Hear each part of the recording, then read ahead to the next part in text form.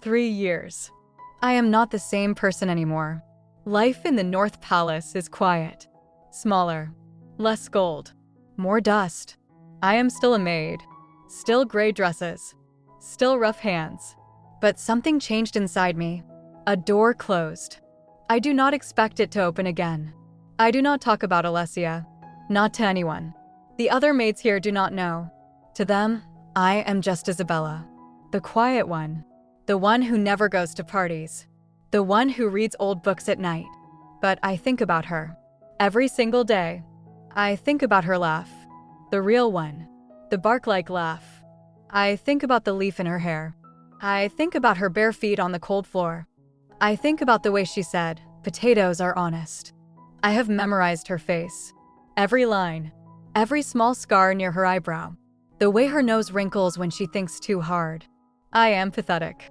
I know. But the heart does not listen to logic. The heart listens to its own broken song. One evening, a Tuesday, because of course it was a Tuesday, I was cleaning the small library in the North Palace. Dusting old books. The same boring work. A younger maid ran in, out of breath, eyes wide. She said, "Isabella, the main prince is here. The real one. Princess Alessia." She came with no warning. Everyone is panicking. I dropped my duster. My hands started shaking. My whole body started shaking. I said, "Why is she here?" The maid shrugged. "No one knows. She just arrived. She asked for a room. And she asked for you." The floor moved. The walls moved. Everything moved. "She asked for me?" I whispered. "Yes." By name. She said, "Bring Isabella." The maid from 3 years ago. Her voice was shaking, "Isabella." I have never seen a royal shake. I sat down on the floor. Right there. On the dusty library floor. My heart was screaming. My brain was screaming louder. "Do not go. Remember the pain. Remember why you left. You're a maid. She is a prince." Nothing changed. But my feet did not listen. I stood up. I walked. Through the hallways. Past the confused servants. Past the guards who looked at me like I was a ghost. I reached the guest room door. The nice one. The one they save for important people. I knocked. The door opened. And there she was. Alessia. But not the Alessia I remembered. She looked thinner. Her face was paler. Dark circles under her eyes. Her hair was shorter. Messier.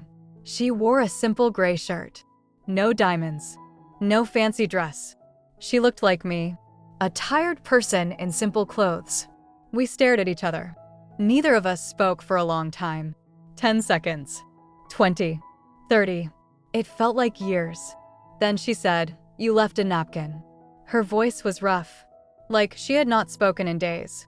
I said, "Yes." It said potatoes belong in the ground. "Yes." She took a step closer. "You are not a potato, Isabella. You never were." My throat closed up. I could not breathe. She continued, "I did not marry Lord William. Or anyone. I canceled the ball. I told my mother I would rather be alone forever than marry a stranger." "Alessia." "Let me finish," she said. "I searched for you. For 3 years. But you requested a confidential transfer. No one would tell me where. I fired 3 staff members because of it. I was not nice. I was angry. I was heartbroken." Tears fell down her face. A prince crying. In front of a maid. She said, "I read every book in my library. Twice. I kept looking for the napkin you left. I folded it. Put it in my pocket. It fell apart. The ink faded. But I remembered every word. I was crying too now. Silent tears. The kind that burn." She said, "I am not here as a prince. I am here as a girl who loves a maid. And I do not care about the rules anymore. I do not care about my mother. I do not care about the country's opinion. I care about you. Only you." I wanted to say something smart. Something that protects my heart. Something that reminds her of reality. But reality did not matter anymore. Because reality had been cruel to both of us. And maybe, just maybe, we deserved a little bit of kindness. I said, "I still have soap under my nails." She laughed. That bark-like laugh. The one I had been replaying in my head for 3 years. I do not care, she said. My shoes still have holes. I will buy you new shoes. I am not pretty. I look like a potato. She stepped closer. So close I could smell her. Lavender. Old paper. And something else. Something that was just her. She said, "You are the most beautiful potato I have ever seen." I laughed. A real laugh. The first real laugh in 3 years. Then she kissed me. Not on the palm this time. On the lips. Soft. Careful. Like I was made of glass. Like she was afraid I would disappear. I did not disappear. I kissed her back. And for the first time in 3 years, my heart stopped screaming. It started singing. A quiet song. A hopeful one. We sat on the floor of that guest room. 2 women. She told me everything. How her mother cried when she refused the marriage. How the royal advisors called her difficult. How she stopped going to parties. How she spent nights walking the garden where we first ate stolen apples. She said, I kept going back to that bench. The stone one near the roses. I sat there every night for 6 months, just hoping you would appear. I said, that is creepy. She laughed. Yes, but romantic creepy. I said, I thought about you every day. I imagined you happy, with someone rich, someone proper. She shook her head. I do not want proper. I want real. I want the girl who called my poetry depressing. Your poetry collection is still depressing, I said. I know. That is why I love you. Love. She said the word. Not like, not care for. Love. I touched her face, her cheekbones, the small scar near her eyebrow. I said, what happens now? She took a deep breath. Now we stop hiding. I am going back to the main palace tomorrow. And you are coming with me. Not as a maid. As my person. My partner. Whatever they call it. They will hate it, I said. Yes. They will write mean things about us. Yes. Your mother will never accept me. Probably not. I looked at her. So why do it? Why choose the hard road? She looked back at me. Her eyes were soft. No walls. No royal mask. She said, because the hard road leads to you. And the easy road leads to loneliness. I have been lonely enough for 3 lifetimes. I am done. I leaned my head on her shoulder. She put her arm around me. We sat like that for a long time. 2 potatoes on a cold floor, but warm inside. The next morning, I packed my bag again. 1 bag, gray dresses, soap, the letter from my mother, and now a new napkin. This one from Alessia. She had written it last night while I slept. She placed it on my pillow. It said, potatoes do not belong in the ground. They belong in palaces. With me. I smiled so hard my cheeks hurt. We traveled back together in her carriage. Not the small carriage I left in. A big one. Warm. Soft seats. A blanket. She held my hand the whole way. Did not let go. Not even when we passed through the main gates. Not even when guards stared. Not even when a servant's jaw dropped open. We walked into the palace together. Hands together. The rumors started immediately.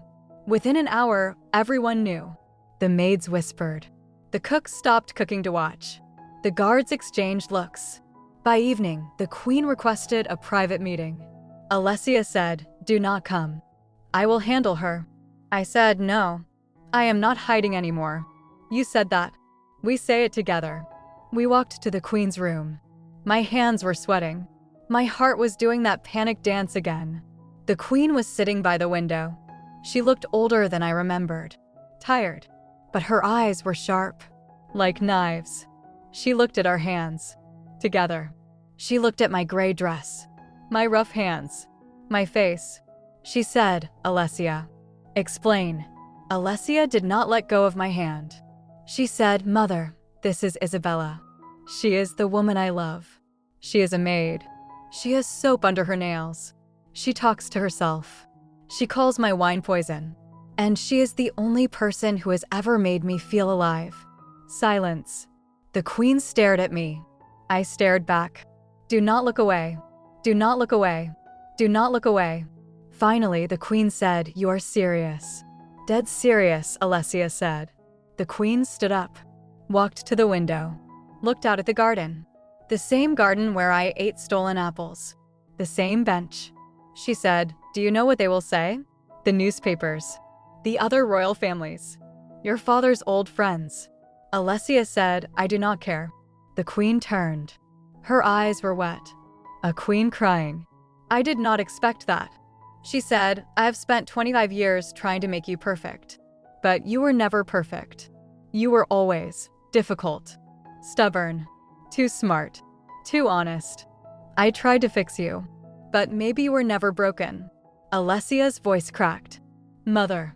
The queen looked at me, really looked, like she was trying to see inside my soul. She said, "You are not what I wanted for my daughter. You are not rich, not noble, not connected, but you are here, and she is happy. I have not seen her happy since she was a child." I did not know what to say, so I said the truth. "Your Highness, I do not want her money. I do not want her title. I want her. The girl who sits on dirty floors. The girl who has leaves in her hair. The girl who reads depressing poetry. That is who I love." The queen was quiet for a long time. Then she said, "Do not embarrass the family."